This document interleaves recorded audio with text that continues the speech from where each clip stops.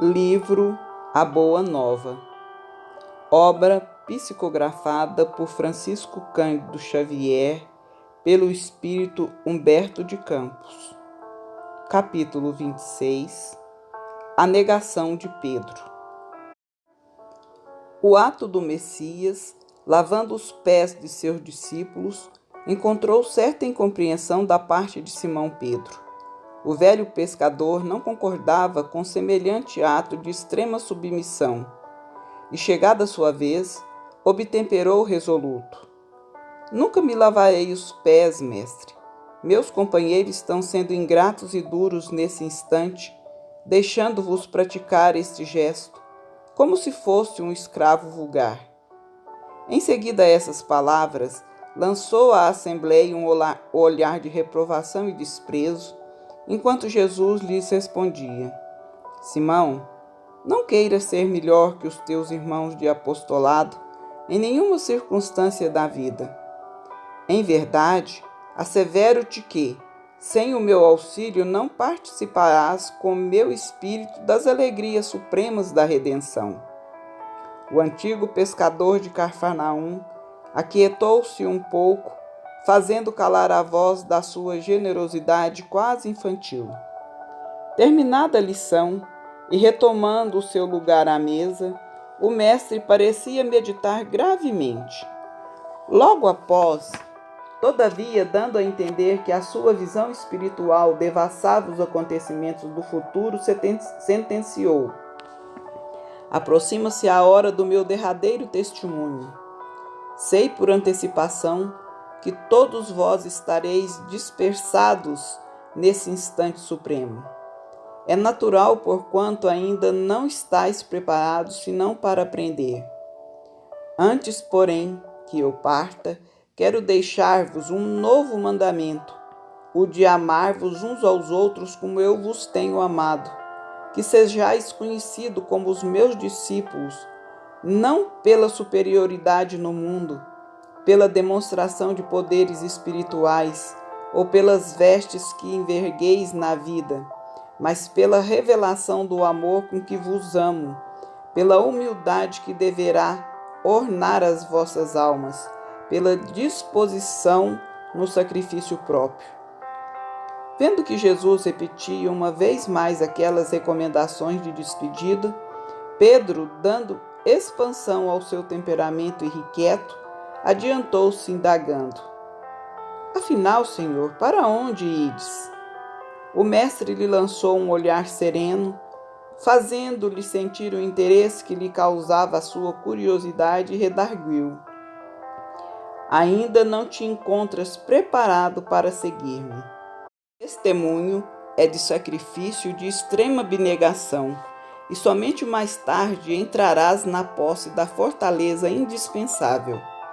Simão, no entanto, desejando provar por palavras aos companheiros o valor da sua dedicação, acrescentou com certa ênfase ao propósito de se impor à confiança do Messias: Não posso seguir-vos? Acaso, mestre, podereis duvidar de minha coragem? Então não sou um homem? Por vós darei a minha própria vida. O Cristo sorriu e ponderou: Pedro, a tua inquietação se faz credora de novos ensinamentos. A experiência te ensinará melhores conclusões, porque em verdade te afirmo que esta noite o galo não cantará sem que me tenhas negado por 3 vezes. Julgai-me então o espírito mau e endurecido a esse ponto?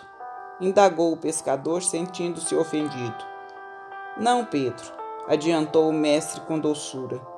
Não te suponho ingrato ou indiferente aos meus ensinos, mas vais aprender ainda hoje que o homem do mundo é mais frágil do que perverso.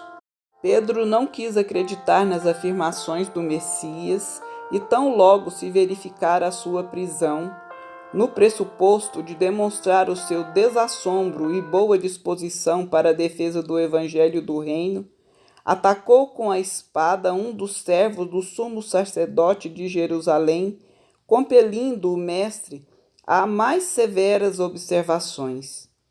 Consoante as afirmativas de Jesus, o colégio dos apóstolos se dispersara naquele momento de supremas resoluções. A humildade com que o Cristo se entregava desapontara a alguns deles que não conseguiam compreender a transcendência daquele reino de Deus sublimado e distante. Pedro e João, observando que a detenção do Mestre pelos emissários do templo era fato consumado, combinaram entre si acompanhar de longe o grupo que se afastava conduzindo o Messias. Debalde, procuraram os demais companheiros que, receosos da perseguição, haviam debandado. Ambos, no entanto, desejavam prestar a Jesus o auxílio necessário. Quem sabe poderia encontrar um recurso de salvá-lo. Era mister certificar-se de todas as ocorrências. Recorreriam às suas humildes relações em Jerusalém a favor do Mestre querido. Compreendiam a extensão do perigo e as ameaças que lhe pesavam sobre a fronte. Instante a instante, eram surpreendidos por homens do povo que, em palestra de caminho, acusavam a Jesus de feiticeiro e herético. A noite caíra sobre a cidade. Os 2 discípulos observavam que a expedição de servos e soldados chegava à residência de Caifás, onde o Cristo foi recolhido a uma cela úmida, cujas grades davam para um pátio extenso. O prisioneiro fora trancafiado por entre zombarias e impropérios. Ao grupo reduzido, juntava-se agora a massa popular, então em pleno alvoroço festivo, nas comemorações da Páscoa. O pátio amplo foi invadido por uma aluvião de pessoas alegres.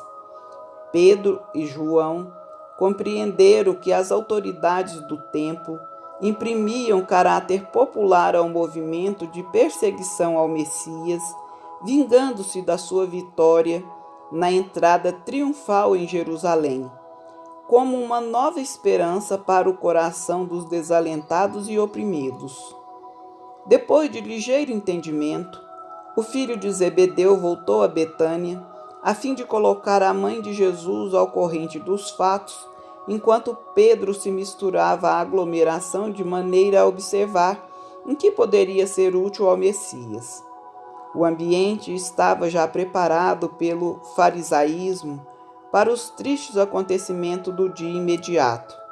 Em todas as rodas, falava-se do Cristo como se de um traidor ou revolucionário vulgar.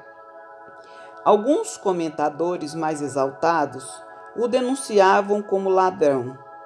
Ridicularizava-se o seu ensinamento, zombava-se da sua exemplificação, e não faltavam os que diziam em voz alta que o profeta Nazareno havia chegado à cidade chefiando um bando de salteadores.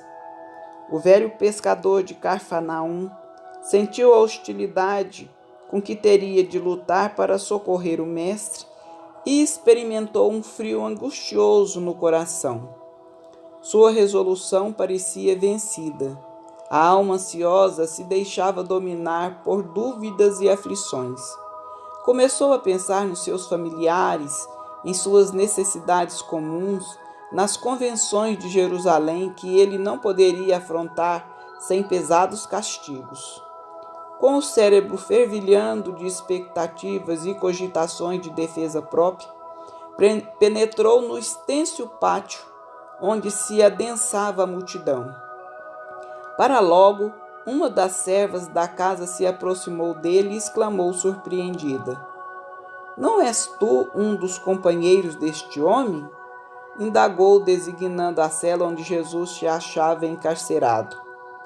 O pescador refletiu um momento e, reconhecendo que o instante era decisivo, respondeu, dissimulando a própria emoção: "Estás enganada, não sou."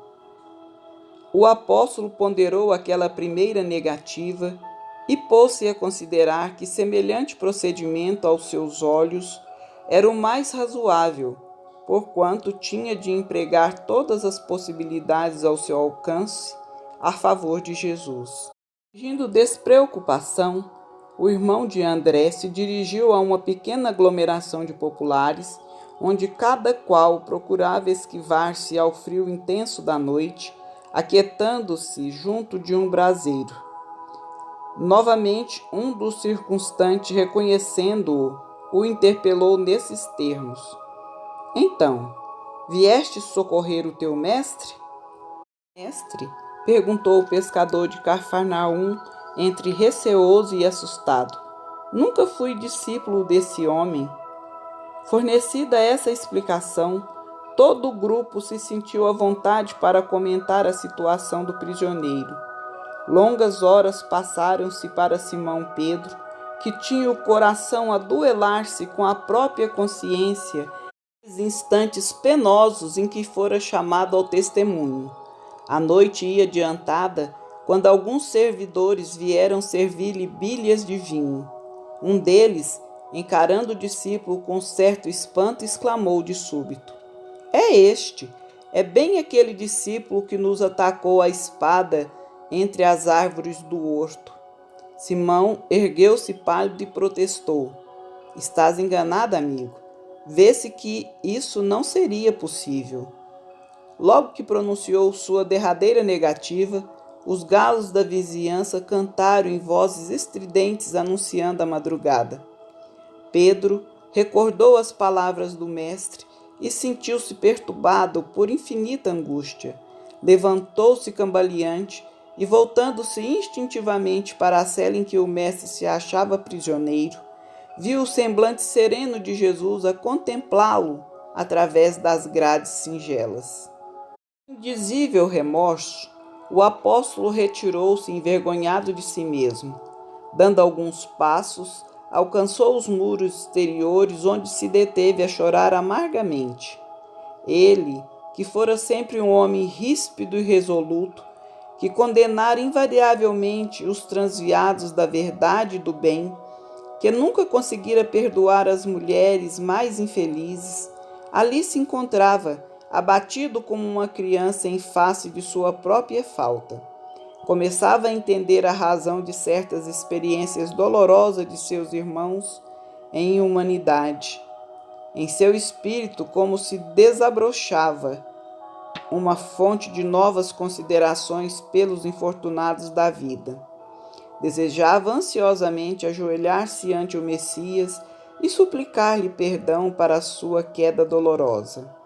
Através do véu de lágrimas que lhe obscurecia os olhos, Simão Pedro experimentou uma visão consoladora e generosa. Figurou-se-lhe que o Mestre vinha vê-lo em espírito, na solidão da noite, trazendo nos lábios aquele mesmo sorriso sereno de todos os dias. Ante a emoção confortadora e divina, Pedro ajoelhou-se e murmurou: Senhor, perdoai-me.